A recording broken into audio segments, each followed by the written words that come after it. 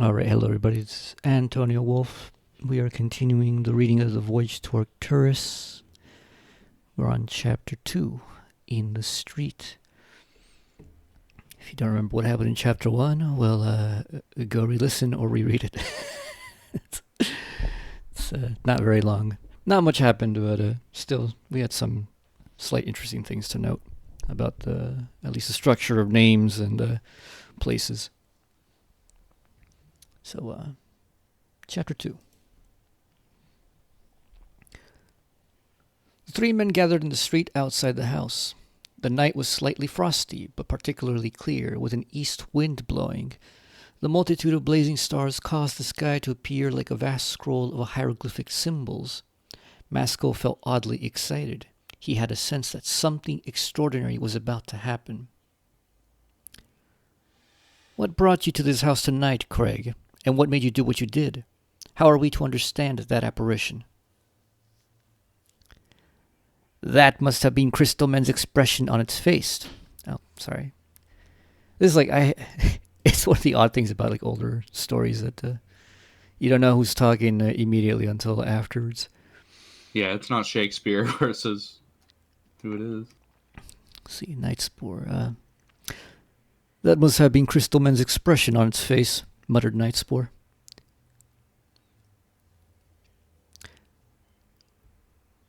Let's see.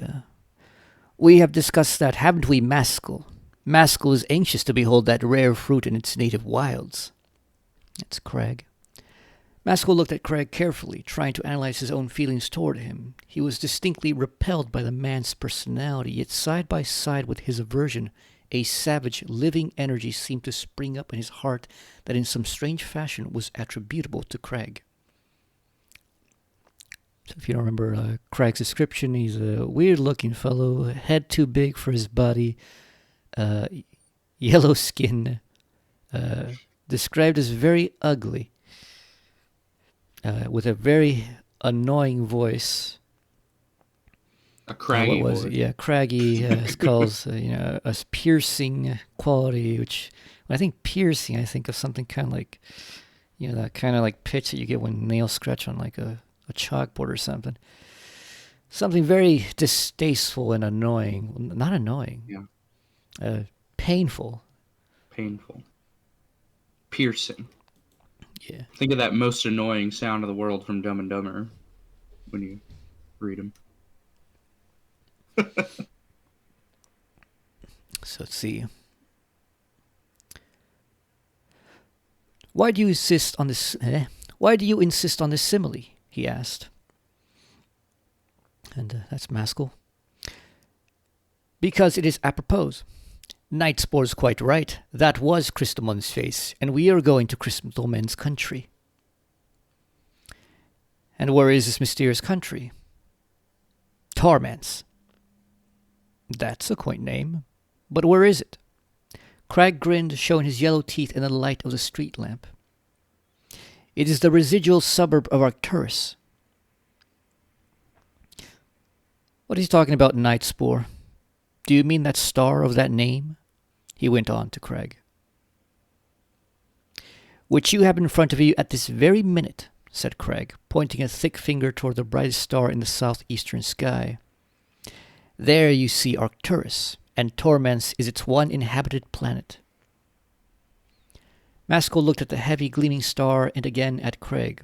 Then he pulled out a pipe and began to fill it. You must have cultivated a new form of humor, Crag. I am glad if I can amuse you, Maskell, if only for a few days. I meant to ask you, how do you know my name? It would be odd if I didn't, seeing that I only came here on your account. As a matter of fact, Nightspore and I are old friends. Maskell paused with his suspended match. You came here on my account? Surely. On your account and Nightspore's. We three are to be fellow travelers. Maskell now lit his pipe and puffed away coolly for a few moments. I'm sorry, Crag, but I must assume you are mad.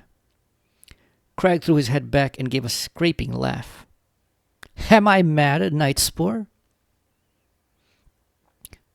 Has Surtur gone to torments? Ejaculated Nightspore in a strangled voice, fixing his eyes on Crag's face. Yes, and he requires that we follow him at once.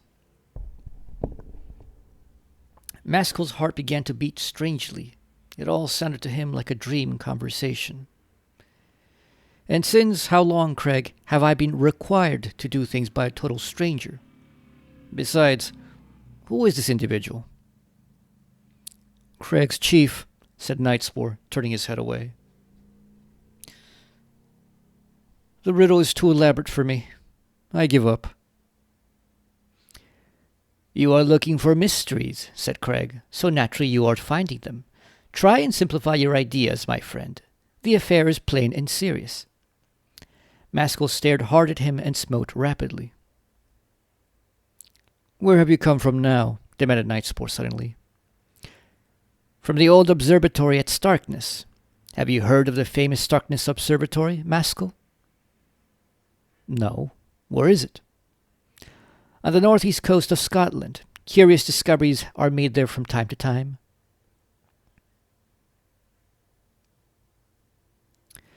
As for example, how to make voyages to the stars. So this Surtur turns out to be an astronomer. And you too, presumably? Crag grinned again. How long will it take you to wind up your affairs? When can you be ready to start? You are too considerate, said Maskel, laughing outright. I was beginning to fear that I would be hauled away at once. However, I have neither wife, land, nor profession, so there's nothing to wait for. What is the itinerary? So, interesting background. Some of the only background we're going to get on Maskel. No family that he seems to care for. No place to be. No job to care about. Okay, there's really no better place to really comment on some stuff, so let's go back and comment on some stuff. Yeah. The star Arcturus has no special significance to the average person. If you know anything about Arcturus as an average person, you probably only know that Arcturus is one of the biggest stars that we know of in our galaxy.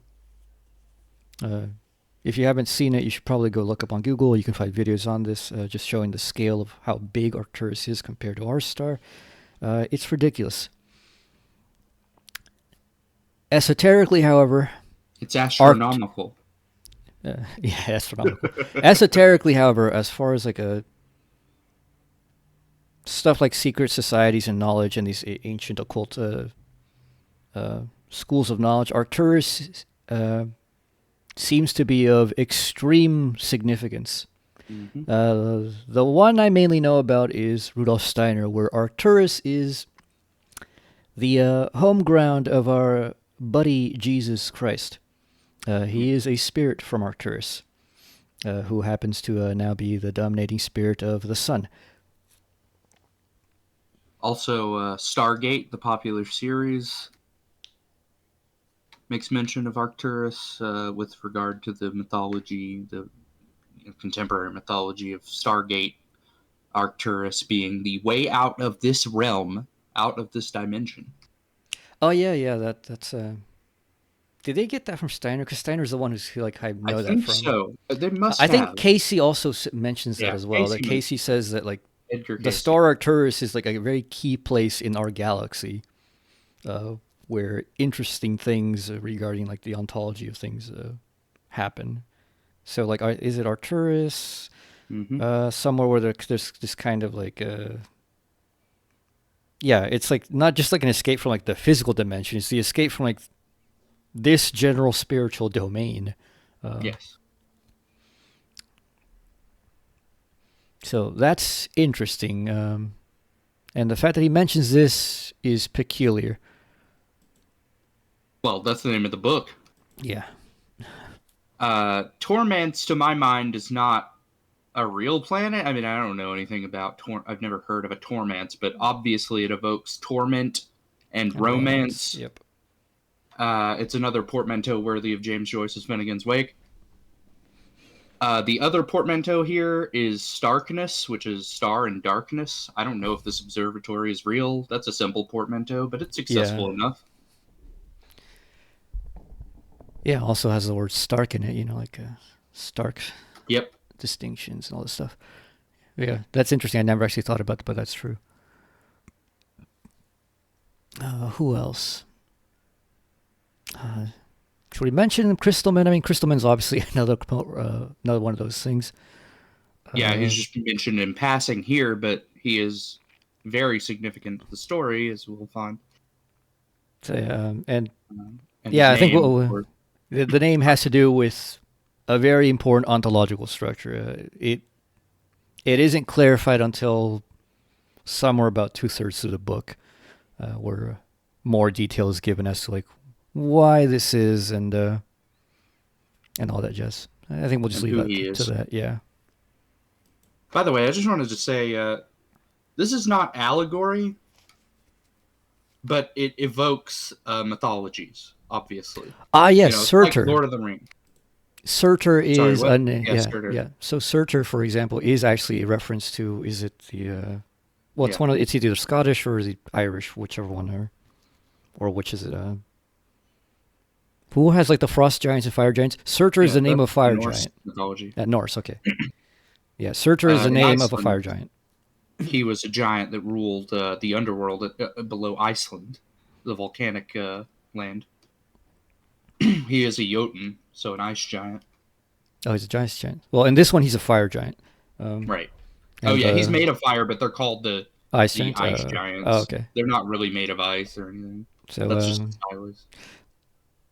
yeah, th- this is written in a way in which like he is writing for people who are like pretty educated. This is actually a pretty brainy book. It has a lot of references to mythology and stuff. Uh, Yeah, so it's like Tolkien in as much as it references mythologies, but it's not a one to one with anything. This is not like Narnia, yeah, no. where it's an allegory. So if you were aware of that mythology, you see the name Surtur, and you're like, okay, this I know that. Like this must be referencing that, but it will have its own unique development of what that is.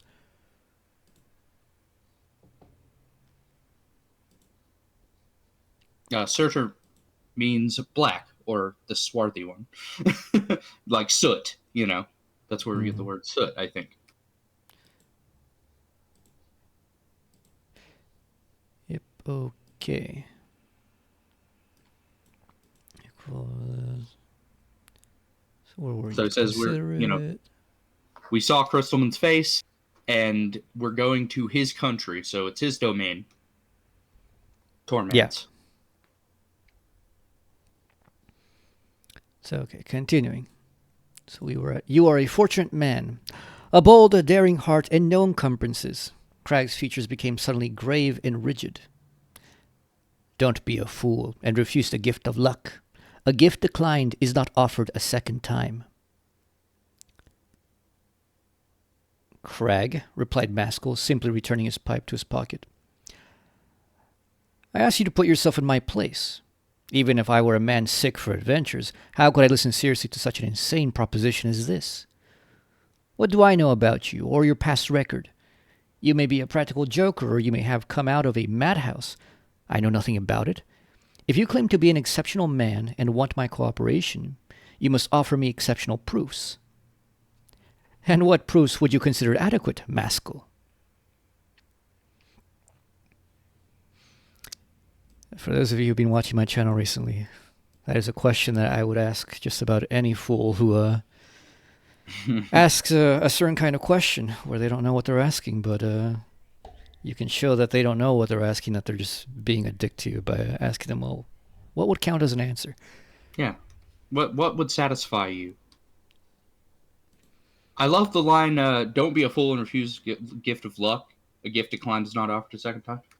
This is interesting because, this goes into stuff that's particular to us, but it's very interesting in our studies of the esoteric. There seems to be no logical universal thing that applies to everyone who is either abducted or visited by fairies or any of this stuff. So it's a gift of luck. It's not, there may be some reason behind it, but you would never know it looking at the people. You don't. There's no like connection between them. And if you decline it, it's not going to happen to you again. You know? Yep. And it becomes clearer throughout the story that Maskell was not just some random dude. He's a very important guy. Not as Maskell the person, but as who he represents. He's more than who he immediately is.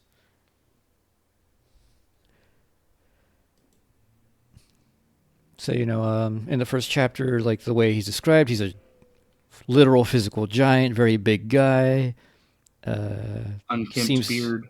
Yeah, unkempt beard, trim cut, but also he has just like a look of just like, inquisitiveness, intelligence to him. Yeah. He seems to, like, it's mentioned that Night Spore has a spiritual hunger. And it's also implied in here that there's something of a sort of spiritual hunger in Maskell as well. He's looking for something, but he doesn't know what that is.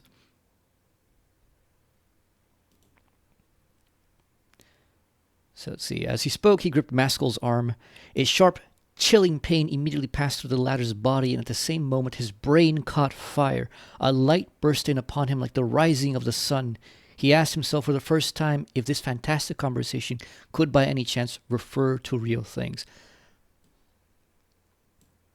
So, an interesting contrast. If you remember in chapter 1, he touches the spirit. Not Maskell touches. One of the guys, I think Fall is the one that touches the spirit. And it describes it like he gets this jolt of just like pure pleasure. Crag touches Maskell here, and I think this is the second time, or it might be the first. And it's a sharp, chilling pain, going through your whole body. And yet, along with that pain is something positive. His brain caught fire. And obviously it means like, it's like having a mind blast, a mind storm, mental storm, just thoughts suddenly bursting upon you. A light bursting upon him like the rising of the sun. Sudden realization. Yeah. Like when you become suddenly aware of your environment, you're in tune with what's going on. You're just like there, and then something happens that draws your attention to like your surrounding area and so on, and your thoughts just start happening. It's just like, oh. I don't know if I explained it well enough, but I've had it happen many times. Yeah. Let's see. Maskell continues. Listen, Crag, he said slowly, while peculiar images and conceptions started to travel in rich disorder through his mind. You talk about a certain journey. Well, if that journey were a possible one, and I were given the chance of making it, I would be willing never to come back. For 24 hours on that Arcturian planet, I would give my life. That is my attitude toward that journey. Now, prove to me that you're not talking nonsense. Produce your credentials. Crag stared at him all the time he was speaking, his face gradually resuming its jesting expression. Oh, you will get your 24 hours and perhaps longer, but not much longer. You're an audacious fellow, Maskell, but this trip will prove a little strenuous even for you. And so, like the unbelievers of old, you want a sign from heaven? Maskell frowned. But the whole thing is ridiculous. Our brains are overexcited by what took place in there. Let us go home and sleep it off. Crag detained him with one hand, and while groping in his breast pocket with the other, he presently fished out what resembled a small folding lens. The diameter of the glass did not exceed 2 inches. First, take a peep at Arcturus through this, Maskell. It may serve as a provisional sign. It's the best I can do, unfortunately. I am not a traveling magician. Be very careful not to drop it. It's somewhat heavy. Maskell took the lens in his hand, struggled with it for a minute, and then looked at Crag in amazement. The little object weighed at least 20 pounds, though it was not much bigger than a crown piece. What stuff can this be, Crag? Look through it, my good friend. That's what I gave it to you for. Maskell held it up with difficulty, directed it toward the gleaming Arcturus, and snatched as long and as steady a glance at the star as the muscles of his arm would permit. What he saw was this. The star, which to the naked eye appeared as a single yellow point of light, now became clearly split into two bright but minute suns, the larger of which was still yellow, while its smaller companion was a beautiful blue. But this was not all. Apparently circulating around the yellow sun was a comparatively small and hardly distinguishable satellite, which seemed to shine, not by its own, but by reflected light. Maskell lowered and raised his arm repeatedly. The same spectacle revealed itself again and again, but he was able to see nothing else. Then he passed the lens to Craig without a word and stood chewing his underlip. "You take a glimpse too," scraped Crag, proffering the glass to Nightspore. Nightspore turned his back and began to pace up and down. Crag laughed sardonically and returned the lens to his pocket. "Well, Maskell, are you satisfied?" "Arcturus, then, is a double sun, and is that third point the planet Torments? Our future home, Maskell." Maskell continued to ponder. "You inquire if I am satisfied. I don't know, Crag. It's miraculous, and that's all I can say about it. But I'm satisfied of one thing.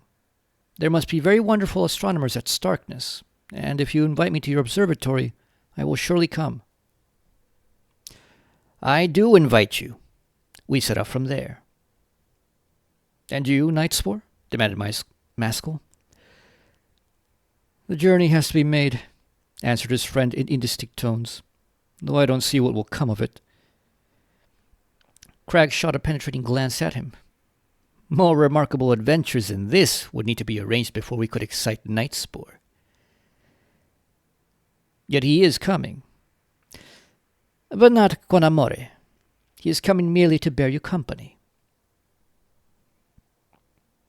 Maskell again sought the heavy, somber star gleaming in solitary might in the southeastern heavens, and as he gazed, his heart swelled with grand and painful longings, for which, however, he was unable to account to his own intellect.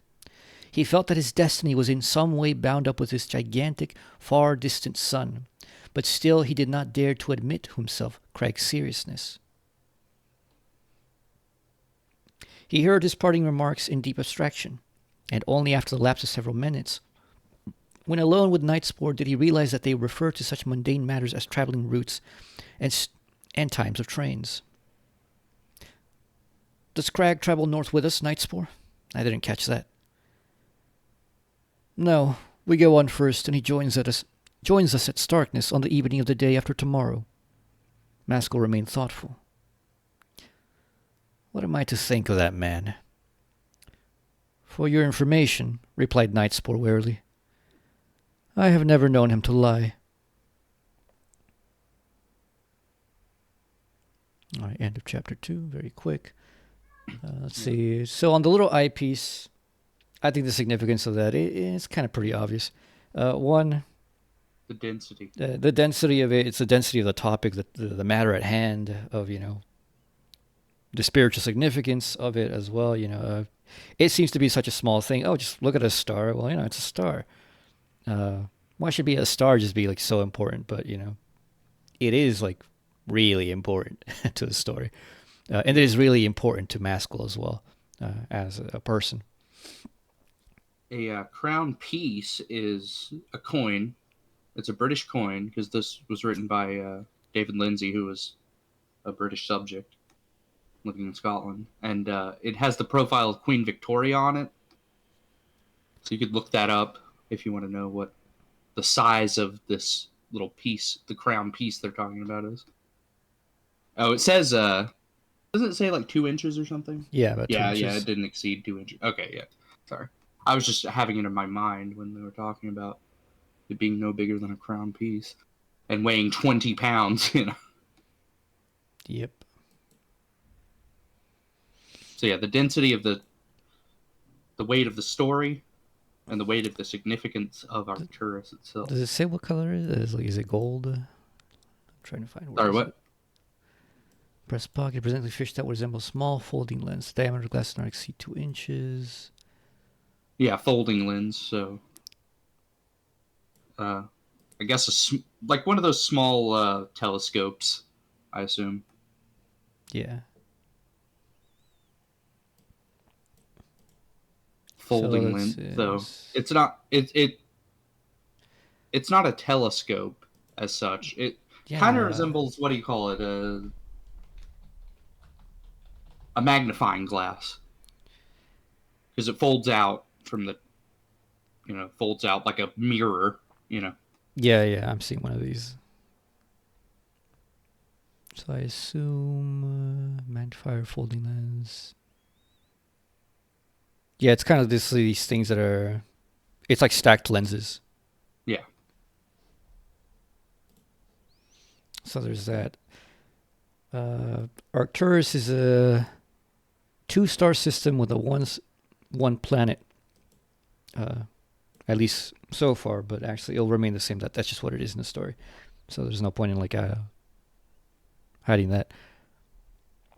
This is significant. The fact that one of them is yellow, one of them is blue, is significant. Yellow and blue are forms of the primordial color opposites of red and red and blue. Yeah. If you know Red, anything blue, about and blue. if you know anything about Goethe's color theory, this is the foundation of all colors. All colors are derived from the primordial difference of red and blue, where red is darkened light, blue is lightened darkness. And this actually goes very well with the themes that these 2 stars are going to actually represent once we get to Torments. The fact that it's a 3-star system, I don't know that Lindsay was... Well, no, he must have been aware at least the esoteric significance of the number 3. Mm-hmm. From our philosophical background with Hegelianism, the number 3 is important, but it's also speculatively comprehensible in the fact that this is a story about the journey of the soul, which happens in a 3-star system where each part of it is some kind of expression of a metaphysical truth. It's going to be an interesting one.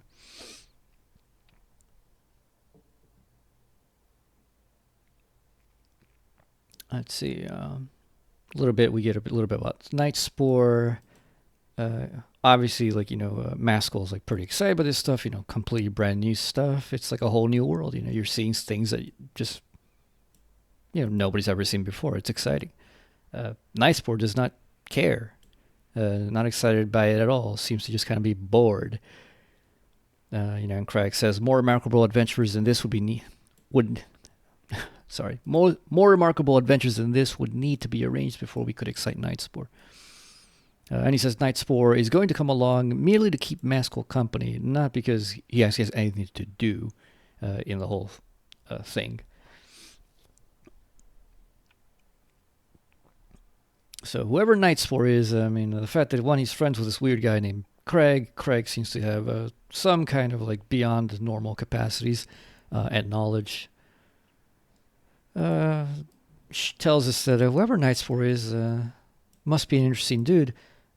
Sad to say, we will find almost nothing about who Night Spore really is later on, except at the end we will know quite a bit more than you would expect, but not much more. And there's going to be, it's kind of a bit contradictory in the end that given who Maskell is, it'll be kind of odd that this is rolled into what Night Spore. It still makes sense, but we'll see when we get there. Yeah, I was kind of stricken by the lack of clues for the attentive reader to who he is, but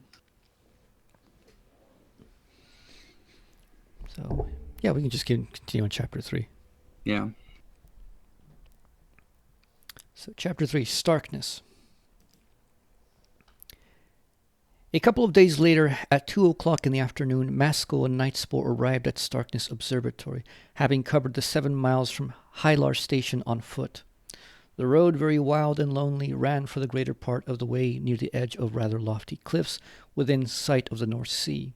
The sun shone, but a brisk east wind was blowing and the air was salt and cold. The dark green waves were flecked with white. Throughout the walk they were accompanied by the plaintive, beautiful crying of the gulls. The observatory presented itself to their eyes as a self-contained little community, without neighbors and perched on the extreme end of the land. There were 3 buildings, a small stone-built dwelling house, a low workshop, and about 200 yards farther north, a square tower of granite masonry, 70 feet in height. 70. Yep. Number 7, significant numerology. Yeah, in the Bible, 70 is perfectual order. Yep. So the house and the 7 times 10. Sorry. Yeah. 7 times 10. So the house and the shop were separated by an open yard littered with waste. A single stone wall surrounded both, except on the side facing the sea, where the house itself formed a continuation of the cliff. No one appeared. The windows were all closed, and Maskell could have sworn that the whole establishment was shut up and deserted. He passed through the open gate, followed by Nightspore, and knocked vigorously at the front door. The knocker was thick with dust and had obviously not been used for a long time. He put his ear to the door, but could hear no movement inside the house. He then tried the handle. The door was locked. They walked around the house, looked for another entrance, but there was only the one door. "This isn't promising," growled Maskell. "There's no one here. Now you try the shed while I go over there to that tower." Nightspore, who had not spoken half a dozen words since leaving the train, complied in silence and started off across the yard. Maskell passed out of the gate again. When he arrived at the foot of the tower, which stood some way back from the cliff, he found the door heavily padlocked. Gazing up, he saw 6 windows, one above the other at equal distances, all on the east face, that is, overlooking the sea. Realizing that no satisfaction was to be gained here, he came away again, still more irritated than before. When he rejoined his friend, Nightspore reported that the workshop was also locked. So, 6 windows, also significant numerology. Facing east. Directions do have esoteric meanings. I can't remember what the hell they mean. Do you have any memory of like what those mean? I know I've like read and heard some stuff about it, but it's not stuck in my mind. Yeah. At east, esoteric comes from east. You know, the secret, the occult. I mean, that's all I know. I mean, there are different works that talk about the east, or east of Eden in the Bible, and so on. Yeah. Also, the fact that this is overlooking the sea, and that this is esoterically named. The sea is really deep. It has many secrets. Quite a very good geographical metaphor. Okay, so cursory Googling reveals east represents the future and a new beginning. Yeah, very fitting to the story and what's going to happen here.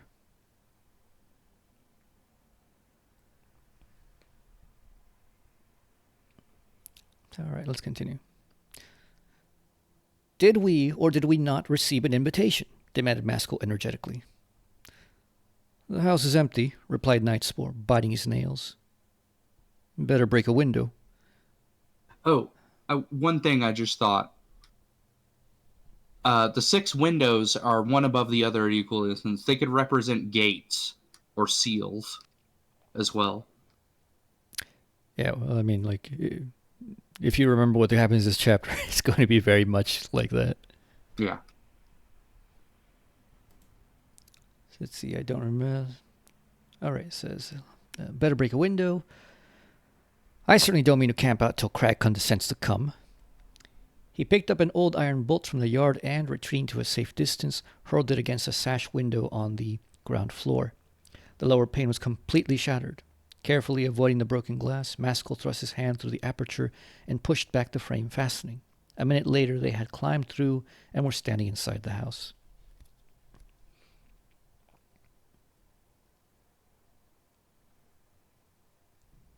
Oh, also, on just like the whole thing of observatory. One, like, okay, this whole place seems to be abandoned. Not many people go.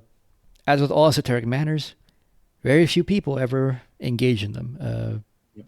They are often way out of the way for most people, and insofar as they're there, they're not always there.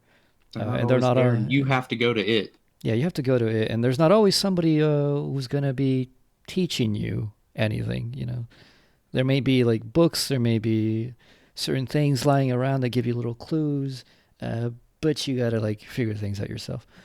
The metaphor of the astronomy in relationship to this, I think, is kind of obvious, which is, since the days of old, gazing up at the sky, one is a thing that people who are into the higher things spiritually also tend to do. It was not a very materialist thing. Most people are like, yeah, there's stars in the sky, so what? It's a bunch of points of lights. Philosophers and people into religion and all these other things were the ones who cared about those things. So, the fact that this starts out from an astronomy place, an observatory, is pretty fitting. And the reason I'm mentioning this stuff is just to show you that this is part of an ongoing tradition. Yeah, this is not part of an ongoing tradition, as well as just like there is a concept in the background in which any good story is not crafted willy-nilly. It's just like, oh, well, it'd be cool if they went to like an observatory and astronomy stuff. It's not random at all. This is very carefully thought out stuff. It's part of an ongoing tradition, and these mysteries have not yet been solved, which is,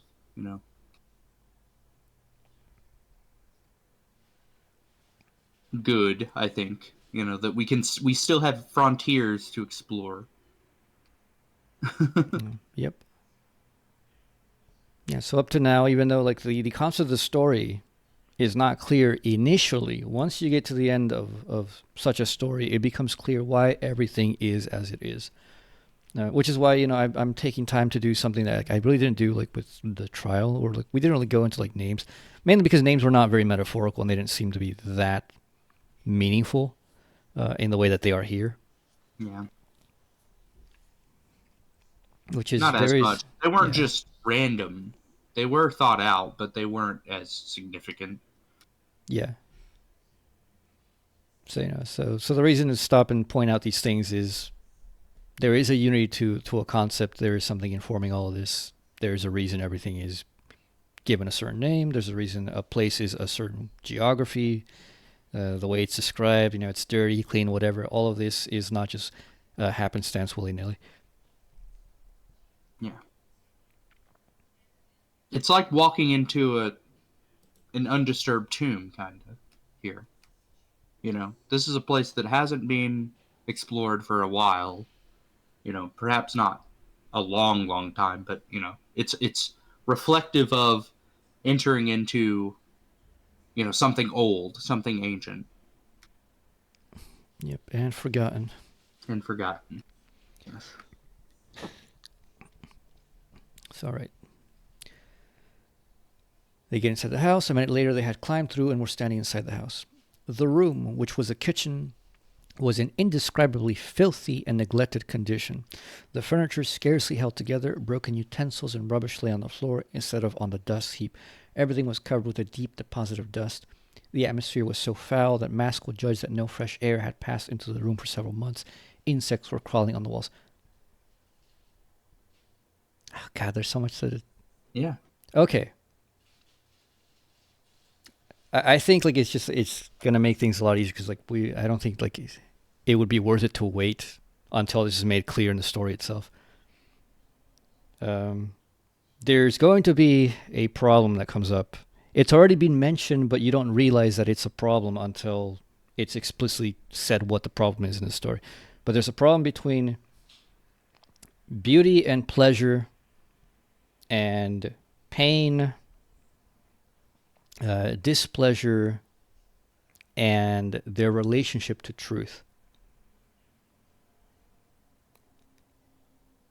Like as I mentioned, like in the first one, this book is very heavily Gnostic, but it has its own flavor, and it doesn't go with the typical Gnostic Yeah, I view would say that people have loosely in the Gnostic. end. Yeah. It has So heavy Gnostic themes, but it's not Gnostic in its presentation at all, yeah. or its conclusion at all. So with the fact that the world is a sort of a cage, a trap, some kind of illusion. Well, how are you trapped in here? You're trapped by, the circus of pleasure. So anything that is going to be truth, the truth is going to immediately present itself because it is not of this world. It will not present itself as something pleasurable, as something beautiful, but rather as its opposite. It's going to appear ugly. It's going to be felt as painful.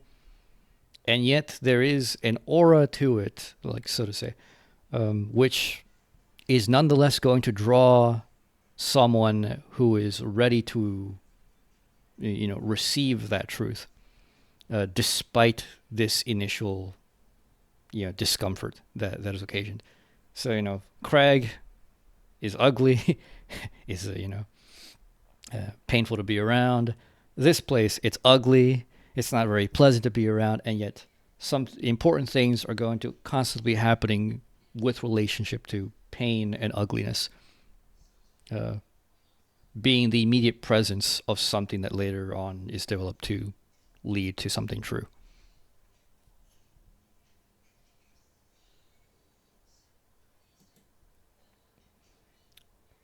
So see, the room, which was a kitchen, was in an indescribably filthy and neglected condition. The furniture scarcely held together.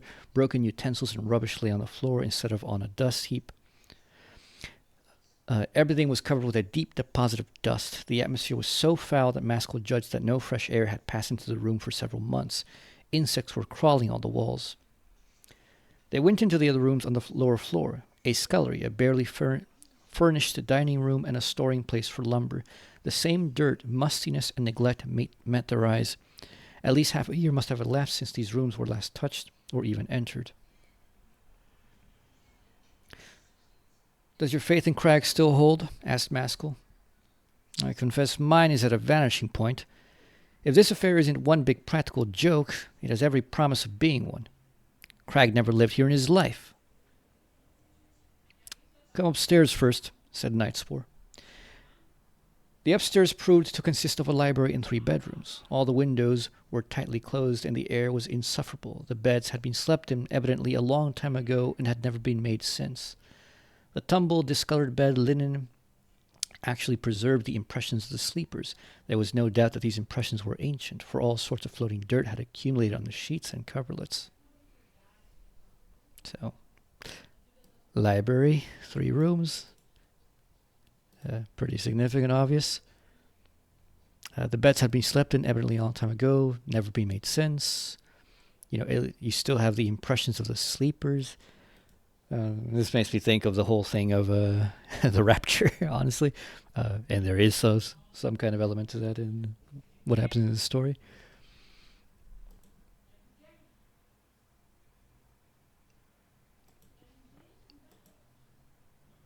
When the truth strikes and you gotta go and take that offer of the luck of destiny or the destiny of luck, and you don't have time to care about worldly things, and you leave things exactly as they are. And if it might be messy, but it is what it is.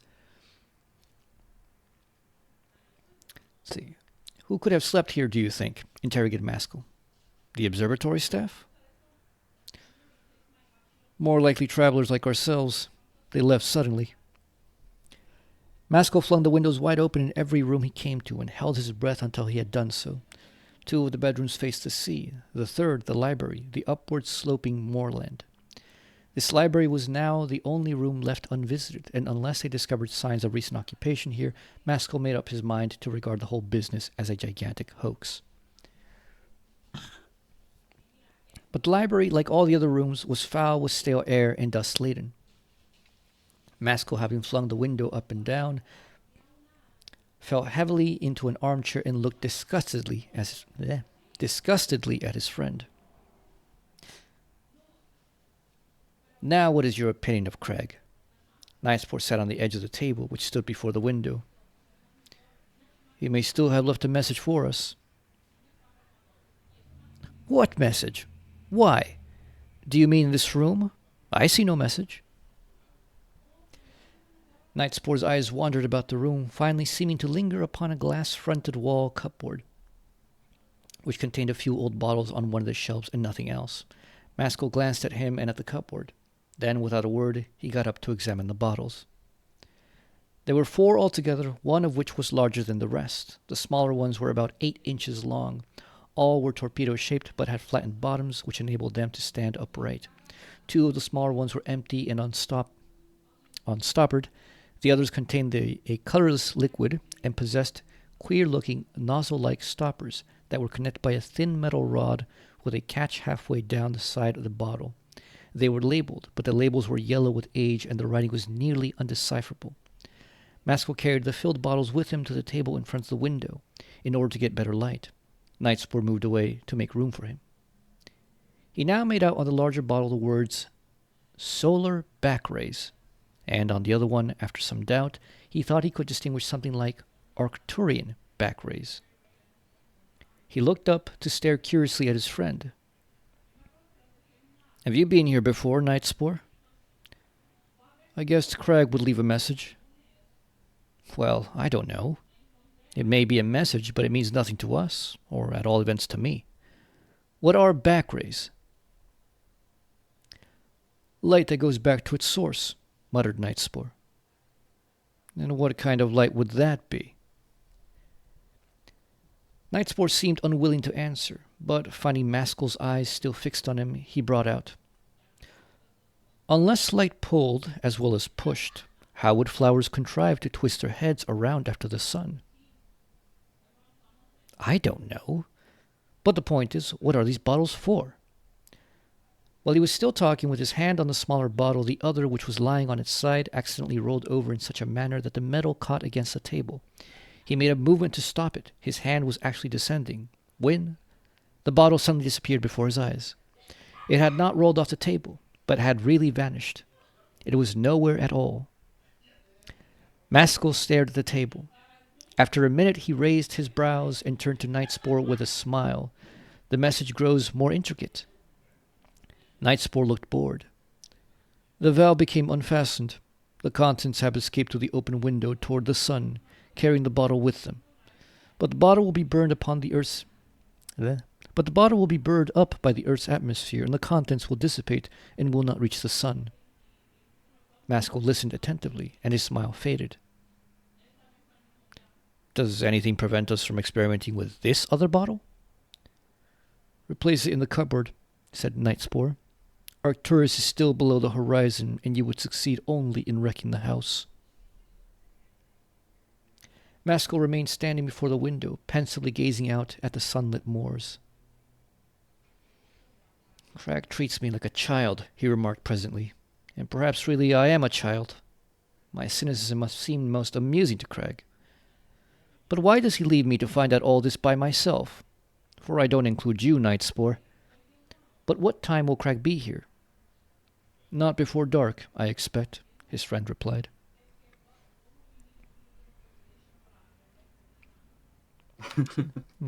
Yep, and that's the end of that chapter. The back race things, nothing important really. It's a little interesting interpretation of his of how to make that work. It's quite clever. Insofar as sunlight pushes, it also pulls, and using the example of all, what makes flowers face the sun if, light itself didn't pull. Obviously, at this time, they already know, light doesn't work that way. But I don't think that they quite knew the mechanisms as why flowers do that. Now we do. But whether we do or do not, it's rather irrelevant. It's the same thing as, our eyes and, the how our eyes are directed. Things things of sight not only impinge upon the eye, uh, and just get received. Um, there's a way in which you can look at it in which they also just beckon the eye as well. There's certain things that just drive you to look at them and what is that? And his interpretation of it as a sort of a back ray is just a little mechanism of how they're going to explain how they get off the Earth. Uh, I think it's pretty obvious now, right, that whatever they're going to use to get to Arcturus, it's going to involve using those back rays to carry them along or pull them along. Yeah, you know how it is through the Looking Glass, the Stargate. These are just mechanisms to get you into another world. The mechanism itself is not really that significant. It's kind of a MacGuffin. It's just like some sort of way to finagle you into another dimension. The other dimension is what matters, not the way you get there, really. Yep. So that Uh, was, I don't know, anything oh, else on that? I like the end when Maskell is like, "Well, I'm gonna have to figure this out myself. You're no help. You've never been with somebody and you feel alone because they're just not helpful. Even if they know something, they refuse to tell you, and you're just like, well, what are we doing here? Like what's going on?" So Yeah, and then it's also why later on, uh, whether Night Spore is or is not anywhere doesn't matter because he never even when he's there he doesn't do anything, he doesn't reveal anything, he doesn't say anything that's really of much importance. It is kind of a one-man journey anyways. yeah. So anyways, that was 2 chapters. We've gone up about 50 minutes, and I think that's a good place to stop it for now. All right, for those of you listening, see you around next time.